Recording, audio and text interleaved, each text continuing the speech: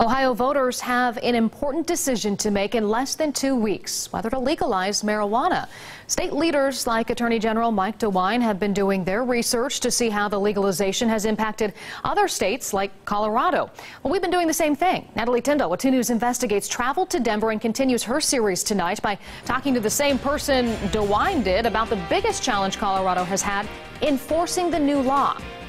Once pot became legal in Colorado, the job of a police officer became more complex. Their biggest challenge, determining if someone was high behind the wheel.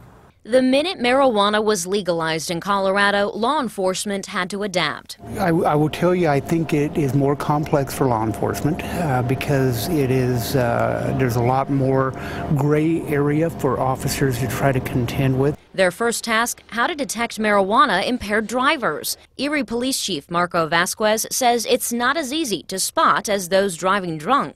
We have what we call drug recognition experts, and so we've trained up almost 300 in the state of Colorado, throughout Colorado, that those are the people that will come in. They're the experts that will look at the different indicators to try to determine what else they might be impaired with. Once they have a reasonable amount of evidence, they need to test for it. That's where it gets complicated.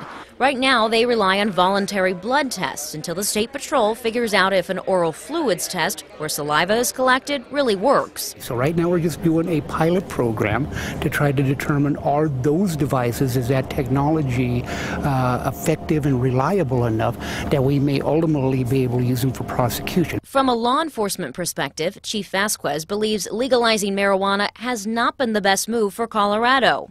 Before, they didn't want the drug in their state. Now they need to make sure it doesn't leave.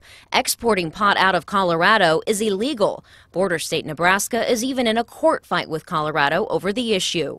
Vasquez says the black market didn't go away either. It just evolved. He believes now the focus of that market is to take the better quality product Colorado makes and sell it out of state. That doesn't mean that there aren't a number of very reputable, good people involved in the industry. It's just, when you have so much going on, you're going to have those people that are going to try to make money, because there's a lot of money in marijuana, and not everybody that's doing that is going to be following all the rules. One of the big questions Ohio has for Colorado: has crime gone up?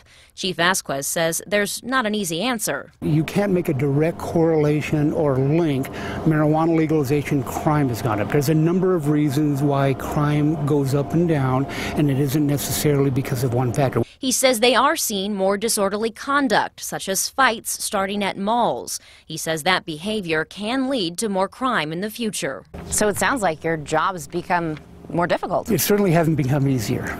Chief Vasquez says another challenge that they're running into is trying to uphold their state constitution where pot is legal and enforcing federal laws where pot is illegal. They're still trying to find a balance. Natalie Tyndall, 2 News Investigates.